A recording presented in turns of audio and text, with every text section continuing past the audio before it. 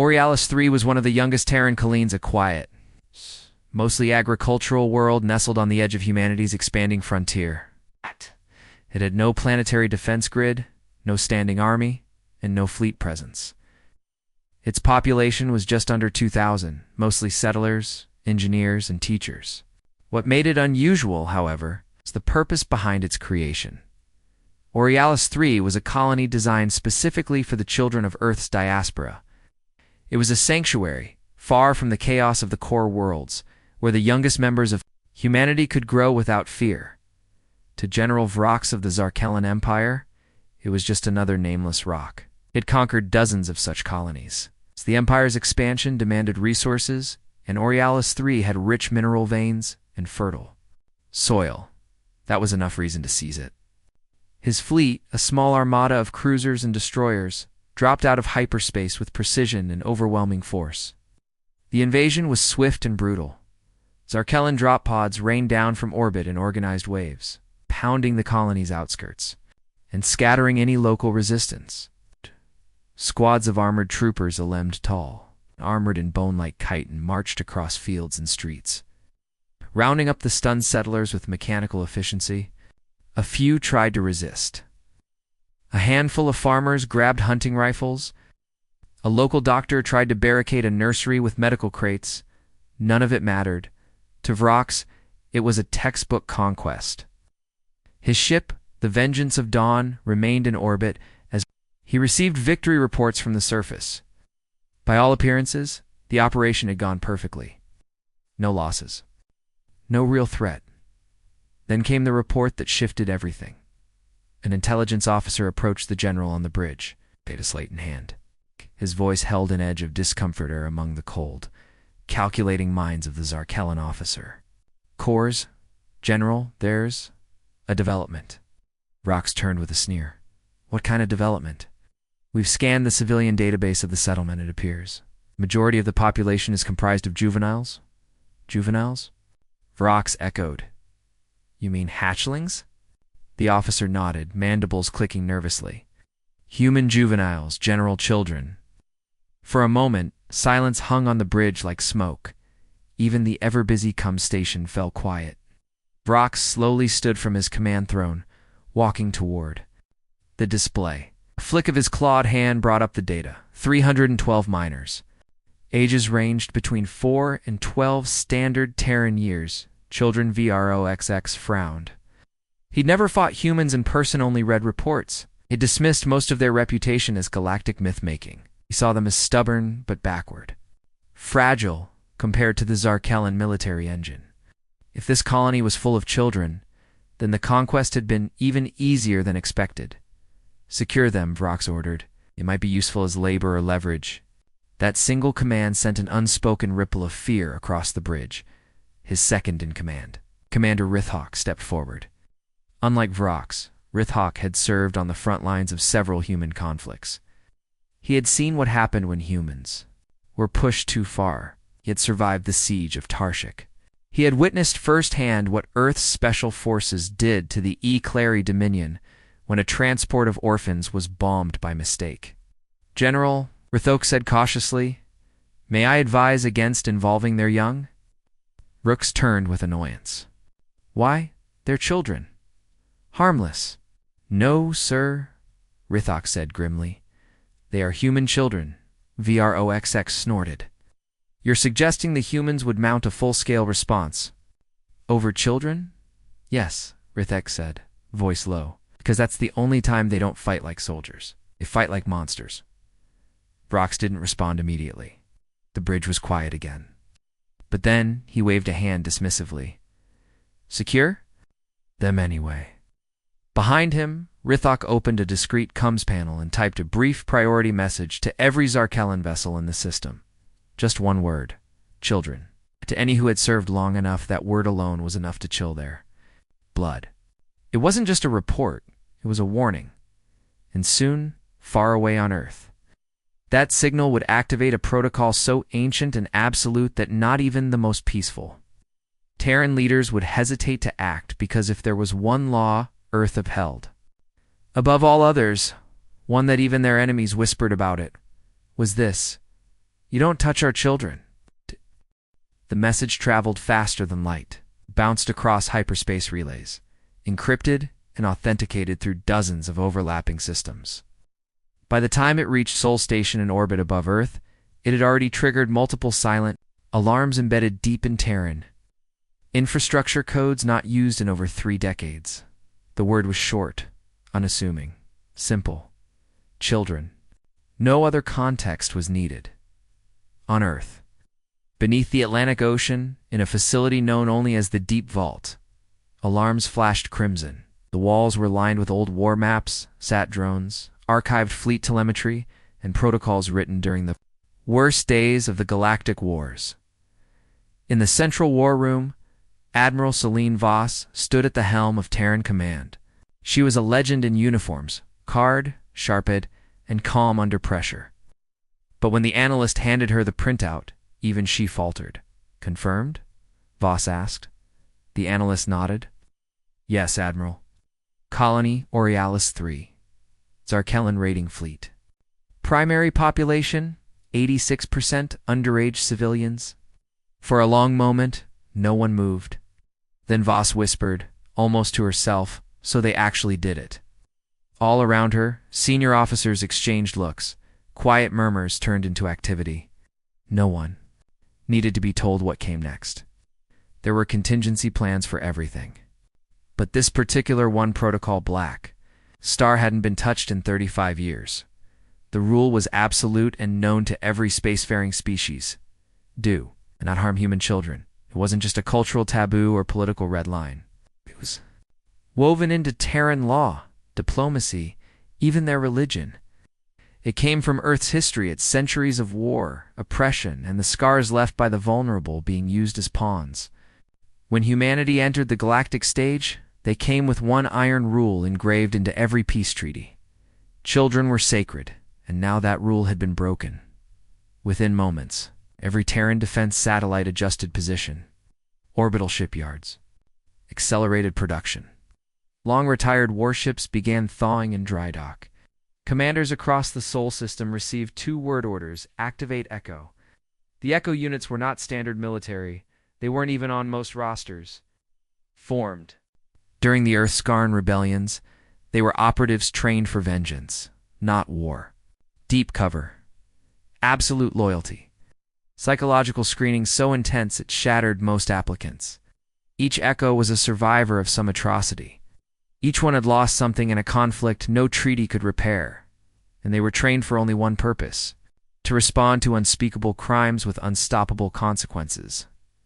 Far from Earth, remote bunkers across Mars, Europa, and Luna, cryopods hissed open. Individuals emerge, muscle-bound or wiry, scarred or clean-cut, but all sharing one thing: the same dead stare. Cold, focused, waiting. Some of them were old. Some had never stopped training. Others had waited decades for this moment. All of them, upon waking, received the same message. Aurealis 3. Zarkellan incursion. Civilian child population compromised. And each one understood what it meant. They didn't ask about its authorization. They didn't ask about deployment routes. They simply moved at the same time. Civilian networks buzzed with energy. Earth's population didn't know the details only: that a blackout had occurred around Aurealis 3. The media had no footage. The government issued no statements. But among Terrans, especially those in military families, there were whispers. Code children had been triggered, and if that was true, the Zarkellans had done something no enemy in 50 years dared to do. In the political chambers of the Galactic Council, panic began to spread. Neutral ambassadors scrambled to send warnings to the Zarkellan Empire. Even species that disliked humans like the Creel or the Mzashi issued public advisories to their people: do not interfere. Stay away from Aurealis 3. Do not speak to Earth. But for the Zarkellans, it was too late. General Vrock, still orbiting the colony in arrogant victory, remained unaware of what he had ignited. He considered himself a conqueror, a bringer of order. He thought he had captured future hostage Estals to break humanity's resolve. He did not know that capturing Those children had signed his empire's death warrant. He didn't understand the difference between provoking a government and enraging an entire species. Because what he had done wasn't just a violation, it was personal. And humans didn't go to war over politics. They went to war for family. And now, the full fury of Earth, the rage of billions, and the focus of monsters. Bread in shadow was turning toward him. The countdown had begun, and it would end in silence. General Vrox of the Zarkellan Empire stood on the command bridge of the Vengeance of Dawn, staring down at the surface of Orialis III. The conquest had gone flawlessly. No real resistance, no Terran military response. The colony had fallen in. Hours, and yet a strange unease had begun to creep over the ship. It started with the silence. Normally, after a successful raid, a dozen galactic media feeds would report on the incursion. Nearby sectors would go into lockdown. Human diplomats would issue outraged, but ultimately harmless protests. None of that happened. Instead, communications from the edge of the system began to flicker and fail. Orbital satellites shut down. Sensor. Arrays went dark. COMMs grew distorted. Like static was whispering across every frequency. Interference? Rox asked. The comms officer shook his head. No known source. It's like something is disrupting subspace resonance. Rox frowned. Before he could respond, Commander Rithok approached. His normally unreadable face visibly strained. Sir, Rithok said, lowering his voice. I've seen this before. VROXX turned irritated. What do you mean, this pattern? Communications collapse, sensor blindness. It's not a failure. It's suppression. Suppression, nodded grimly. The humans are coming. Let out a low, scoffing growl. Let them. We are the Zarkellan Empire. Let them rally. Let them scream. By the time they arrive, his colony will be fully processed. He was cut off by a shriek from the tactical officer. Subspace signature just emerged from the void, no standard identification. No transponder, no registered flight path show. Vrox barked. A massive holographic projection flared in front of the bridge. At the edge of the planetary atmosphere, space had bent, not torn. Not exploded, Bentaz. If something ancient and unnatural was pushing through reality itself, then it appeared. A single Terran ship. Small, black. Its hull scarred by countless engagements. No escort. No shields raised. The designation. Etched along the side was clear. ECH-07, the ship moved with unnatural precision. No inertia lag, no drift. It didn't glide. Cut through space like a knife through silk. What kind of ship is that? Rox demanded. Rithok stared at it with haunted eyes. Not a ship, sir. A signal. As the bridge fell into silence, Eco-7 made landfall on Orialis III. It didn't deploy troops or mechs. It didn't rain fire. It simply landed. One person disembarked. A Terran woman, average height, slender, unarmed. She wore no insignia, no armor, beyond a low-profile exosuit. She had no visible weapons, just a long blade strapped to her thigh, and a small datapad in her palm. Her expression was unreadable. Like she had already counted the lives that would be lost and found them irrelevant. Vrox leaned forward. Is she their ambassador? No, Rithok whispered. She's retribution. The feed cut to her helmet cam, now broadcasting live to every major Terran fleet. Through her eyes, they watched her walk slow, measured toward the Zarkellan patrols. The first squad opened fire, their plasma. Rifles lit up the terrain with sizzling blue light, but nothing hit her. She didn't dodge. She didn't flinch. She simply moved each step perfectly timed to avoid fire. Bullets missed by millimeters. Energy blasts curved just a little too late, and then she was among them. The first Zarkellan trooper fell with a silent flick of her. Blade at the second didn't even have time to scream. It wasn't war. It was precision, artistry. Every movement, every kill calculated down to the heartbeat. She knew where they'd stand, knew how they'd aim, knew them better than they knew themselves. And the Zarkellan soldiers, fearless conquerors, trained. For war began to panic. Squad after squad was eliminated. Entire platoons disappeared into the shadows. No explosions. No screams, just silence. She's not alone, Rithok murmured. What? Vrock snapped. She's an echo. That means there are more. Echo 2 through Echo 13. You'll never see them coming. Then came the transmission. It wasn't broadcast from the Terran ship, it came from every device in the Zarkellan system. Simultaneously, a voice. Cold, measured, female. You touched our children. The pause that followed was worse than shouting. You shouldn't have. Vrox's hands tightened on the command console. This wasn't just retaliation. This was something else. Something older, more terrifying than fleets and battles.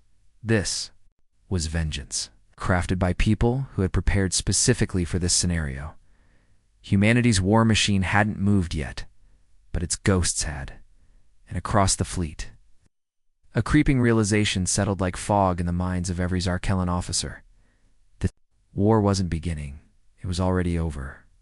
General Vrox had witnessed countless battles in his long career, glorious orbital sieges, massed invasions, and the crushing of lesser species beneath the boots of Zarkellan superiority.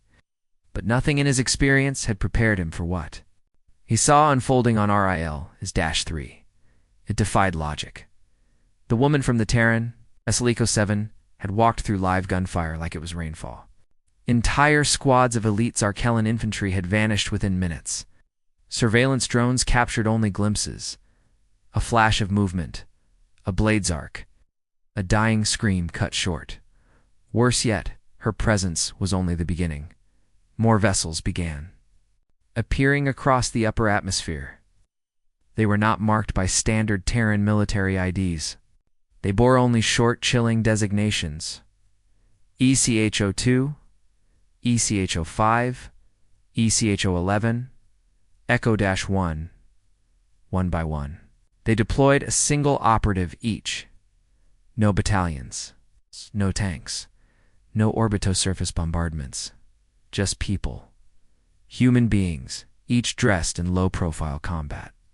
Gear blending with the terrain, moving through Zarkellan territory like they had rehearsed this 1,000 times, each one targeting only key installations, communications hubs, shield generators.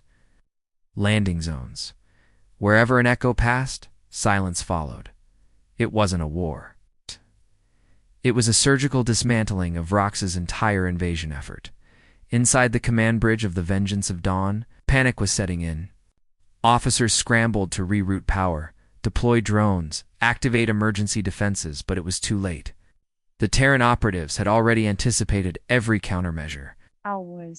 It was as if the humans knew how the Zarkellans would respond before they even gave the order. Vrox, once so confident, now stood still, claws twitching at his sides. His second-in-command, Rithak, stood beside him, face grim. Who are these humans?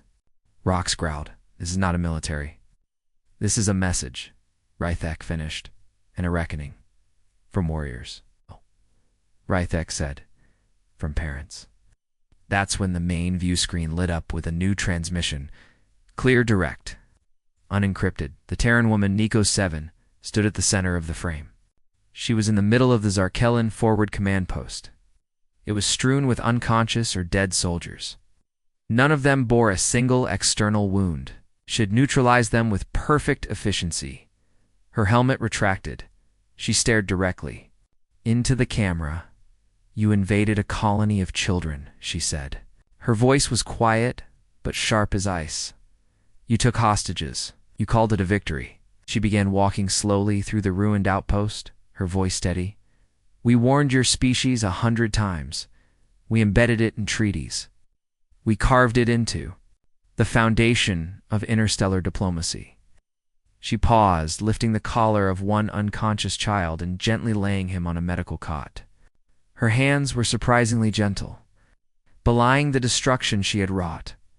You thought we were talking about deterrence? About rules? She looked back at the camera at Vrox. You misunderstood. It's not a warning. It's a law. She raised her wrist display and tapped a button in orbit. Above the Zarkellan fleet, dozens of hidden Terran beacons lit up across the system. Cloaked mines, stealth satellites, and orbital kinetic weapon systems revealed themselves like a constellation. Awakening. They had been there the entire time, watching, waiting, with a single command. Earth could wipe out every Zarkellan vessel within the hour, but the woman didn't issue that command. Instead, she simply said, "This is your only warning. Retreat." The feed cut. Vrox stood frozen, his breath rasping. He had expected resistance. He had expected defiance. He hadn't expected this. The Terrans hadn't mobilized their grand fleet. They hadn't called upon the Galactic Tribunal. They had simply sent ghosts. Ghosts who appeared, dismantled his army, and vanished again, all without raising their voices. And now, with his fleet compromised, his ground forces decimated, and his command staff paralyzed by fear, Vrox realized the truth. They hadn't just broken a rule. They had triggered something ancient, primal, something the humans had buried deep beneath diplomacy and protocol, but had never forgotten: the instinct to protect their young, and that instinct didn't come with mercy. The command bridge was silent, until Vrox slammed his fist on the console. "Get us out of here." "Sir?" an officer asked, stunned. "I said retreat." Vrox bellowed. "Now, before we vanish like the others." Across the fleet, emergency evacuation orders went out. Dropships abandoned the surface. Troops ran without firing a shot. Entire squadrons ignited their engines, desperate to break orbit before the Terrans decided not to warn next time, but most wouldn't make it, because humanity had stopped fighting for pride. Now, they were fighting for their children. General Vrox's retreat order came too late. In the vacuum above Borealis 3, what remained of the once formidable Zarkellan fleet was in chaos. Dozens of warships scrambled to escape the gravity well, colliding in their haste. Crew shouted over each other, and even automated systems struggled to prioritize commands amidst the panic. But the humans had anticipated this too, as Zarkellan vessels began emergency jumps. Hidden Terran satellites activated. They were not military destroyers. They didn't need to be. The satellites released pulse-wave mines, guided by artificial intelligence fine-tuned to Zarkellan energy signatures. Precision strikes, not designed to kill, but to disable. Engines failed. Warp drive shut down mid-charge. Communication lines fell apart, one by one. The sky became a graveyard of floating, powerless ships. Of the entire fleet, only a few managed to slip through the net. General Vrox's Vengeance of Dawn was one of them, scarred, trailing plasma. With half its weapons offline and its navigation system degraded, still Vrox was alive, but no longer victorious. On the bridge, smoke poured from damaged consoles. The crew sat in stunned silence, watching as Borealis 3 grew smaller on the screen. No one cheered their escape. No one celebrated, because everyone knew what had just happened. It wasn't a battle. It wasn't a war. It was a message. And then, as if to drive the point home, one last transmission arrived. It was a simple image file. Vrox opened. Atan stared. It showed 3 of the children from Borealis 3. They were smiling, unharmed, standing beside Terran Echo operatives who had rescued them. The caption, written in Terran Standard, read, "Next time we don't return them, we raise them." The implication was chilling. The humans weren't merely threatening retribution. They were declaring that. Had those children died, Earth would have adopted vengeance as a mission, not just against Vrox, but against the Zarkellan species, not war, not conquest ardor. Reyes dropped the datapad, staring blankly into space. He now understood what the others had tried to warn him about. He recalled Razlock's hesitation. He remembered the old battle logs of the Arcturus IX massacre at the time. A human orphanage was caught in an orbital strike, and the Terrans responded by flattening the entire moon of the attacking race's homeworld. Without ever issuing a formal declaration of war, the galaxy had long whispered about the human capacity for violence, but most species assumed it was dramatized. A myth, a boogeyman. But Vrox had seen the truth, and the truth was far more terrifying. Humans didn't start wars. Recklessly, they didn't seek revenge for every slight. They endured. They negotiated. If you touched their young, if you threatened what they held sacred, they didn't respond with fury. They responded with precision, planning, an unrelenting focus. You didn't just awaken warriors, you awoke parents. And in humans, that was something the rest of the galaxy simply wasn't equipped to understand. On Aurealis 3, cleanup crews began to restore what little damage had been done during the initial raid. The children were unharmed, terrified, but resilient. Terran medics and trauma counselors descended from orbit, offering calm smiles and warm blankets. And standing silently on the colony's outer perimeter were the Echo operatives. None of them spoke to the public. None of them posed for images or gave interviews. They simply watched, waited, ensured no further threat remained, and one by one, they disappeared, turning to their ships, vanishing into black space, like shadows melting into the void.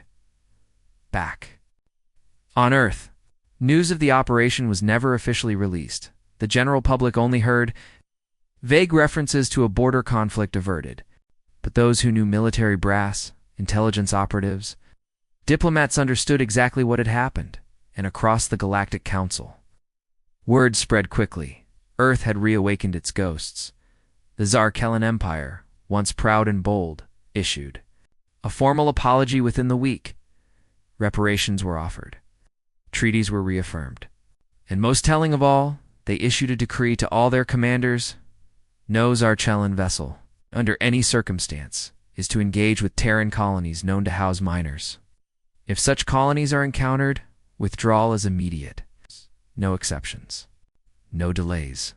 And thus a new phrase entered the galactic lexicons, spoken in fear, taught in academies, and burned into the minds of every species with ambitions of conquest. The moment he heard human children, the alien general ordered a retreat, because by then he knew it wasn't a battle he'd be fighting, it was a reckoning he'd never survive.